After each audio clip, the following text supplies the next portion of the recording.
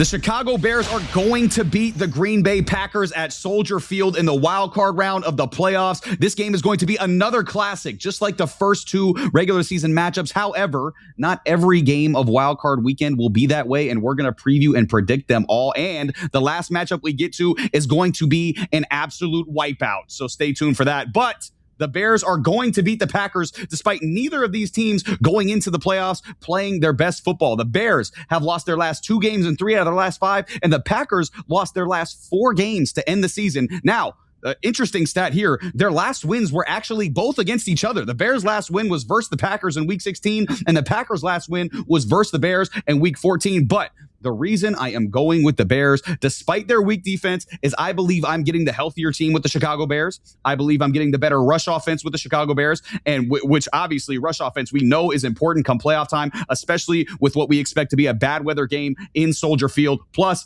the Packers defense has not looked the same the last month, especially after losing Micah Parsons. That's been obviously a huge loss for the Green Bay Packers. Plus, Jordan Love's been dealing with injuries. Josh Jacob has been dealing with injuries. Neither has played a significant amount of snaps since the last matchup versus the Bears about 3 weeks ago. Some would argue that would benefit them. I think there's a case for Josh Jacobs because he's getting a little bit more rest, but I think Jordan Love is going to start off this game slow. The Bears are going to take an early lead. The Packers might come back. I think they'll come back to tight in the 4th, but another Caleb Williams game-winning drive, a Cairo Santos game-winning kick, and the Chicago Bears are going to win this one, Joe. It's going to be 23-20 Bears. And Joe, I am kicking it to you now. Bears or Packers in this wild card round matchup? Who you got? I'm going to go with the Bears. I think home field's important in this one. I think that I would probably go the other way if the Packers were hosting. I really do. I think that, both stadiums for the visiting team, whichever way it goes, is like the boogeyman. You don't want to go down there. This is a storied rivalry, and it's going to stay that way. The Bears want to shorten this game. They want to run the football. I think that's their key to winning this game, is running the football, especially considering the fact that the Packers defense isn't overly good against the run. I think Jordan Love wants to throw the football, but this is a pretty decently stout Bears team. And I think that, if they can run the football, limit the amount of pressure that Caleb Williams is going to be on in his first playoff game. Congratulations to him, leader in franchise passing yards. Still, the Bears don't have a 4,000-yard passer. He fell 58 yards short. Tough break. But at the same time, I think Caleb Williams has shown, and this offense has shown, to be explosive over the last couple weeks, even though it's come with some L's. I think they've gotten right. They've gotten better, and Ben Johnson's offense is beginning to click. But I have the Bears in this game. I think that Soldier Field is going to be bumping, especially welcoming the Packers and knowing that they can end that season like a cheese grater in Chicago. Give me the Bears all day. Yeah, the Bears fans are going to be rocking. And to your point about Caleb Williams, the thing that I like so much about this Bears team is that Ben Johnson makes it so, and this run game makes it so Caleb Williams doesn't have to be Superman, right? We know Caleb Williams can be. We've seen him put on the cape and make amazing plays, but he doesn't have to do that every single time. That's what I like so much about this Bears offense. Again, I mentioned it. This defense is sketchy. Obviously, we saw it in the 49ers game. 49ers did basically whatever they wanted on this Bears defense. But again, Packers defense isn't as good as it was earlier in the season. I think Caleb Williams is going to be able to take advantage of that as well. And I think the Bears are moving on. But we also have to move on to this Rams and Panthers game, which, Joe, this is the most important game in Between the Uprights history. Since we've started this channel, this game has the most on the line because of me and Sammy. Okay, this is our NFC Super Bowl pick in the Los Angeles Rams in round 1, but mostly for Sammy, okay, who is not here today, which it's strictly because he's terrified of this game, all right? And he's terrified of this game because his hair is on the line.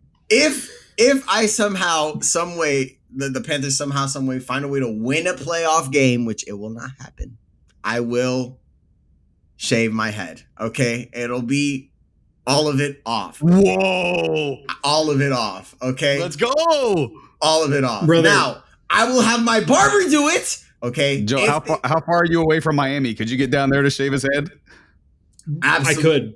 Well, now he is one Panthers win away from coming in on this Sunday's live balder than anyone we've ever seen in our entire lives, okay? And while the Carolina Panthers are at home, they're playing a Rams team that everyone knows is better than them, and the Rams are 10-point favorites. However, we also saw a game about 5 weeks ago in Carolina playing a Rams team that everybody knows are better than them, and the Rams were 10-point favorites, and guess who won? The Carolina Panthers, who were able to expose the Rams' biggest weakness. Joe, you said it a lot. The Rams' run defense has been very, very sketchy, and they were able to get Matthew Stafford to turn the football over 3 times, including a pick six, which we've seen in multiple games this year. Stafford turned the ball over 3 times. But even though I will be rooting even harder for the Carolina Panthers than I've ever rooted for any non-Patriots team in my entire life on Saturday, okay, I think the Los Angeles Rams will get their revenge. Matthew Stafford's going to throw for 3 touchdowns, 2 to Devontae Adams, who will return from his injury, and the Los Angeles Rams are going to win this one 28-20. But Joe, I got to kick it to you.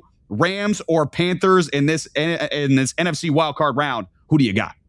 I think that, for the Panthers to have a chance in this game, obviously they're 10.5-point underdogs right now, according to DraftKings, which is disrespectful as hell for a playoff team, but we'll talk about that later. Disrespect. For them to be successful, they need to, I think, get the ball first, and they need to run the football. The Rams want to turn this into just a foot race. They want to score as many points as possible, make the Panthers pass against them, who can throw up the most points, because I don't think the Panthers are going to win in that situation. If the Panthers can control the line of scrimmage, really get after this Rams defense, shorten this game, and kind of keep Matthew Stafford over on the sideline, we've seen what happens when you have good quarterbacks who don't see the field consistently enough or get into a rhythm, right? It really affects how they play the game, and you have to find some way to affect Matthew Stafford, and it's hard. It is really hard. The Panthers don't get after the quarterback very well. They don't really cover, routes very well. And even if you do, Puka Nacua is going to go up and moss you anyway, so it doesn't really matter at the end of the day. But you have to control the line of scrimmage. Make Matthew Stafford pass, who has shown a little bit of weakness recently and sort of not taking care of the football, sort of not being on target. You got to lean on what your identity is. Rico Dowdle, Chuba Hubbard have to carry the load here. You have to go out in jumbo sets. Make this a dogfight. If you don't, this may get ugly early. Yeah, no, this is the like you said, Joe, they have to control time of possession. They have to keep this Rams offense off the field, because this Rams offense, as we've seen this year, is nuclear, especially when they get into the red zone. Now that Devontae Adams is coming back, Devontae Adams can do whatever the hell he wants in the red zone. This guy is unstoppable in the red zone. And then obviously you have Puka Nacua in there, who, like you mentioned, he can moss anybody one-hand catch. Puka Nacua has had some of the most ridiculous catches in the NFL this year. He's been unbelievable.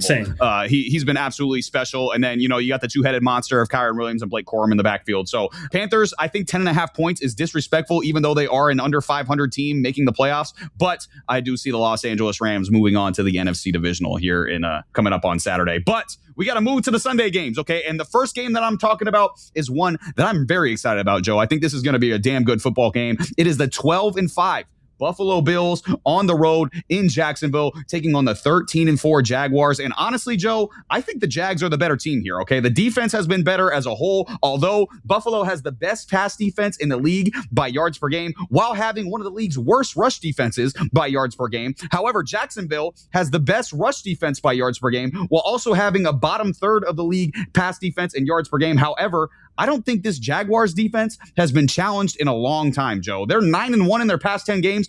Impressive no matter who you play. But in those games, these are the quarterbacks they faced. Geno Smith, Davis Mills, Justin Herbert without an offensive line, Jacoby Brissett, Cam Ward, Daniel Jones, then he tore his ACL, and then it was Riley Leonard, Brady Cook, Bo Nix, Grandpa Phillip Rivers, and then Cam Ward / Brandon Allen in the last game of the regular season, okay? They have not faced anything like Josh Allen on that defense in a long time. They haven't faced anything like this Bills run game all year. This is best on best. This is the league's best rush offense in the Buffalo Bills versus the league's best rush defense. I trust Josh Allen and the Bills more. I've seen them perform consistently well in the playoffs against teams not named Kansas City. Buffalo Bills do pretty damn good in the playoffs, okay? And despite not winning a road playoff game in his career, I think Josh Allen is up for the task. He's on a mission. He knows this is the year he's got to get it done in the AFC, and it starts on Sunday. So where the Jags are a damn good football team who deserves respect, Trevor Lawrence and Liam Cohen look like a match made in heaven. Okay, Josh Allen gives the Bills an extremely high ceiling, one that maybe he doesn't hit on Sunday, but I think he's going to get pretty close. I think Allen goes for 4 total touchdowns. James Cook goes for 120 plus yards on the ground. The Buffalo Bills are going to beat the Jacksonville Jaguars in Jacksonville by a score of 31-24. Joe, what do you think? Is it Buffalo or is it Jacksonville? I have liked what I have seen from the Jacksonville offense the last 6 weeks. I think Trevor Lawrence is figuring it out. They've gone to more play action. They've put Trevor Lawrence under center a bit more. And I think that's contributed to how this offense is performing. I saw a stat that Trevor Lawrence's season this year is the same as it's been all the other seasons. And sure, the numbers probably on average lean that way. We also were talking about possibly him not being the answer for the Jacksonville Jaguars the first, 8 weeks into the year. And now we're sitting here going, maybe he is the answer, and it just needed a confident, offensive-minded head coach to finally get this to go for him. You combine that with a very stingy defense that can get some turnovers, and get after the football a little bit here. I've said it for weeks now that the Buffalo Bills, their identity right now isn't Josh Allen.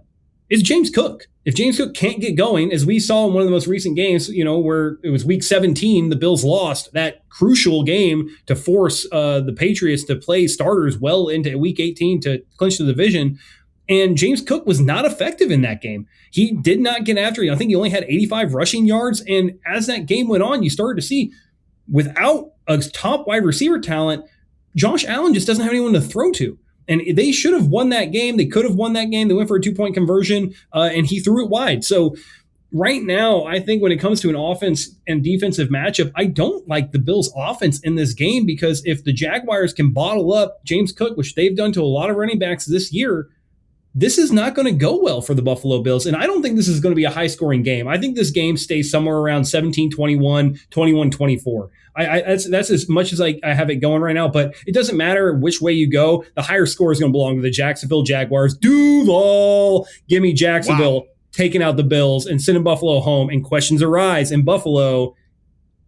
Did they miss their window? Yeah, that could definitely be. That's definitely going to be a storyline after this game, because if they get dominated by Kansas City during the Kansas City window, and then as soon as Kansas City leaves, some other team takes over. That's really the only question you could ask, is if Buffalo missed their window. But like you mentioned, Joe, this is a really good Jags football team. I'm not going to be shocked at all if this Jags football team beats the Buffalo Bills, because I talked about the Jags pass defense not being strong in terms of yards per game. You look at all their under the hood stats, like opposing yards per attempt, their opposing completion percentage, they're all good in that, which tells me that teams are trailing against the Jags a lot, goosing their pass yardage stats, but it hasn't been efficient because this Jags defense is really, really good. And like you mentioned, the Buffalo Bills passing game is not very elite because they don't have elite weapons on the outside. However, I just believe that quarterback is so elite that he's going to be able to overcome some of those problems here in this wild card round, and the Buffalo Bills are going to move on. But we got to move on to the NFC, a big NFC matchup, okay? And this is between maybe the two most dominant teams in the NFC the last decade, okay? It's the 11-6 defending Super Bowl champion Philadelphia Eagles hosting the 12-5 Niners in their quest to repeat as Super Bowl champions. And while both of these teams have playoff experience, the Niners are just too banged up. That defense is being held together by some duct tape and bubble gum, okay? That defense is absolutely smoked right now with injuries. However, the question for Philadelphia is, can the Eagles offense take advantage of all those Niners injuries on defense? Because the Eagles offense has been mediocre at best this year. With all the drama that we've seen in Philly, Saquon Barkley and this rush offense have not looked the same. The Eagles offensive line is still good, but it hasn't been nearly as dominant as it has been in years past. And then obviously we've seen the play calling and scheme has been an issue with them all year. But a similar question, but more specific, can be asked on the other side of the ball as well. Can the Niners rush offense take advantage of the Eagles run defense? The Niners, who have had some big rush performances towards the end of the year, still were 24th in the league in rush yards per game. That is very atypical for a San Francisco 49ers team led by Kyle Shanahan. Normally, you'll see them at the very top of rush yards per game at the end of the season. This year, they were at the bottom third of the league, but they are facing an Eagles defense who, while they're still very elite versus the pass, struggle versus the run, okay? They were 24th themselves defensively versus the run this year. So to me, when looking at these teams' strengths and weaknesses, I think the Eagles' strength of their defense is stronger than the Niners' strength of their offense. Okay, I think the Eagles can force Purdy into making some bad decisions, which we've seen from Brock Purdy in the past. And I think the Eagles' weakness of their offense isn't as bad as the Niners' defense, strictly because of the injury. So I think Jalen Hurts is going to take care of the football and do just enough to win for the Philadelphia Eagles in Philly. I think it's going to be an ugly playoff style game in Philly. I think the Eagles are going to win this one. I think it's going to be 24-21 in this game. So Joe, I got to kick it to you. Who do you got? Is it the Eagles or is it the Niners? I want to pick the Niners.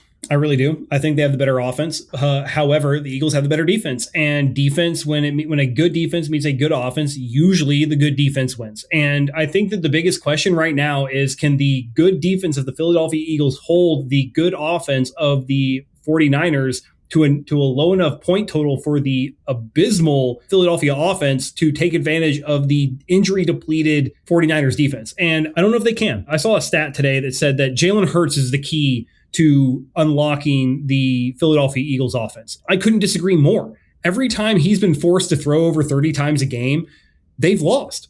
Every time that Saquon Barkley gets at least 14 touches, I think minus one game, they win. I think the key is establishing the run, and I think whichever one of these teams can do that is going to be better. Now, the one good thing that the 49ers have going for them is a really good run defense, but they've been in a lot of shootouts this year, so those numbers may be a little exaggerated. They may not have a good run team, especially with all the injuries they had, and I would feel a lot better if Fred Warner was back there, but he's not, and he's not going to be. Saquon Barkley, this is his opportunity to say, I'm still the guy.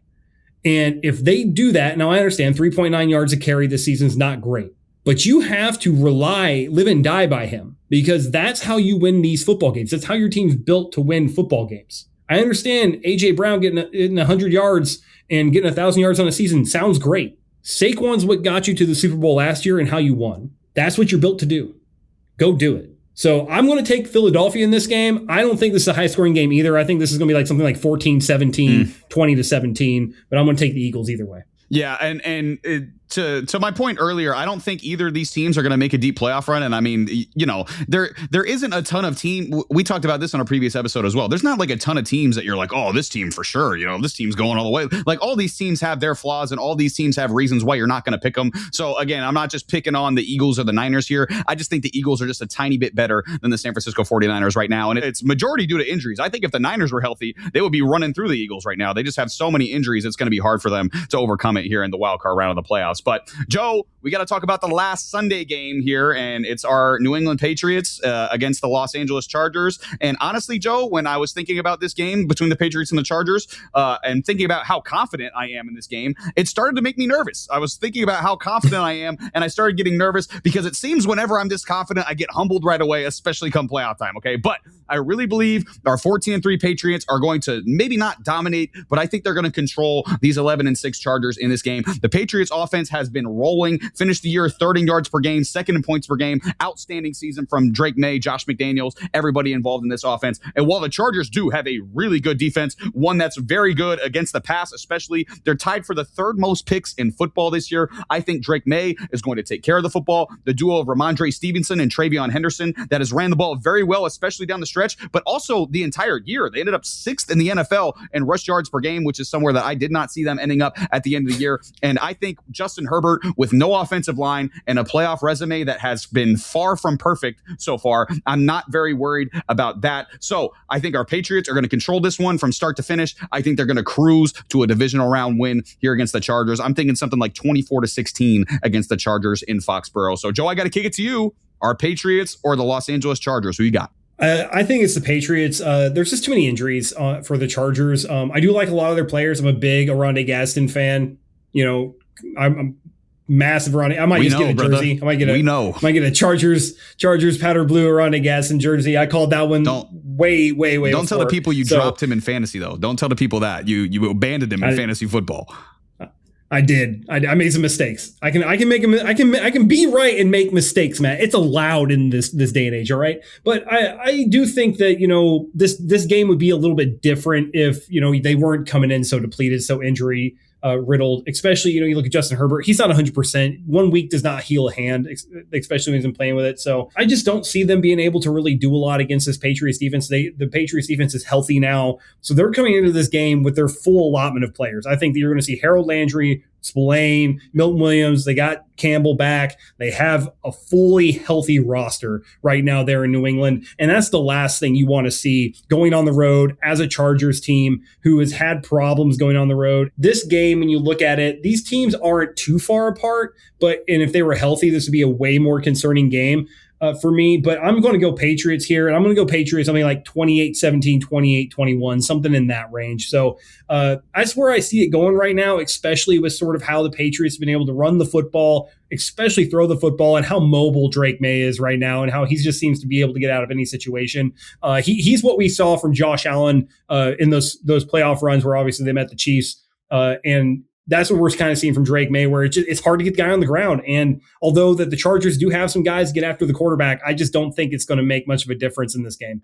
Quarterbacks' legs are so important in the playoffs because, you know, the game plans are so much more in tune. The defensive coordinators have so much more information about what the offense is going to do. But one thing you can't plan for is scramble drill. One thing you can't plan for is athletic quarterback getting out of the pocket when there's nothing there and just making a play. And that's something that we've seen Drake May do really, really well throughout the course of the year. And it's not like he spams that. He's not just like running around like when you got Michael Vick and Madden and just like, oh, I'm going to try to make a play. It's like, no, he picks his spots. He knows when to take his check downs. He knows when to throw the ball deep, and he knows when he needs to get out of the pocket and make a play. And that's what I've really enjoyed about watching Drake May's game and his evolution. Yeah, he's done so far.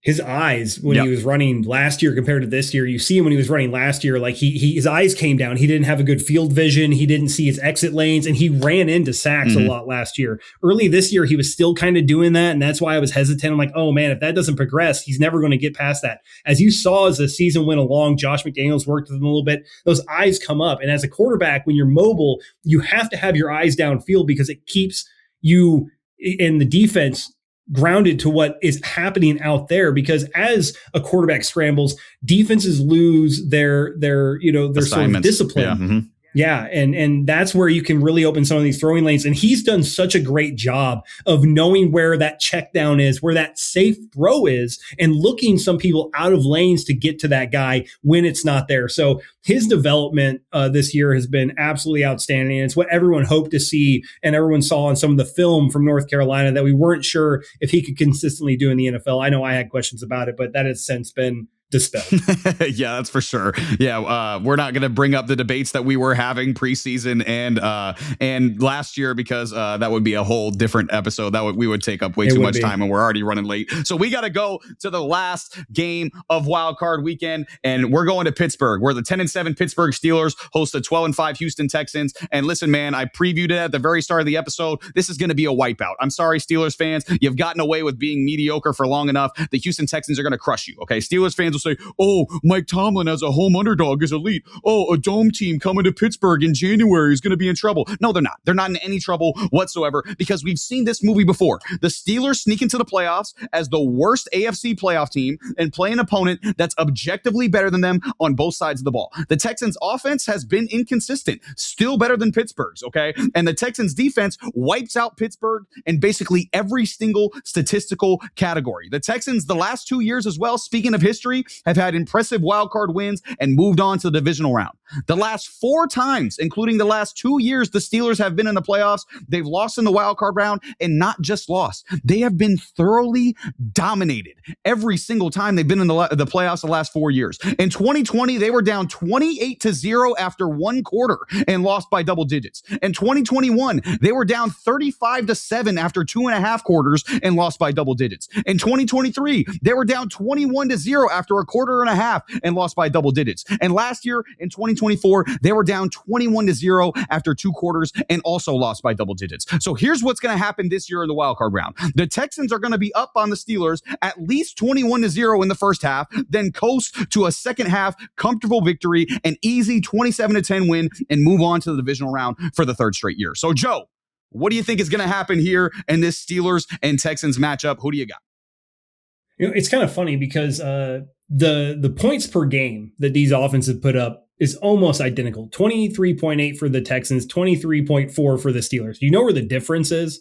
Point differential, because the Texans don't give up points. I think that the Pittsburgh Steelers, their defense isn't terrible. I think they have some good pieces there. TJ Watt should be back, should be healthy. And Cameron Hayward, he still can cause some havoc. I just don't know if the Steelers have the corners, even with Jalen Ramsey, who's kind of bounced between playing slot, playing safety as well, to match up with this offensive attack that the Texans have, especially now that it's getting healthy. Some of the rookies are coming along. Higgins has looked good. I think that this game is going to be an easy 2-score victory for the Texans. I think they'll probably get after it early. I think Aaron Rodgers is going to be running for his life. This defense is going to make it difficult on him.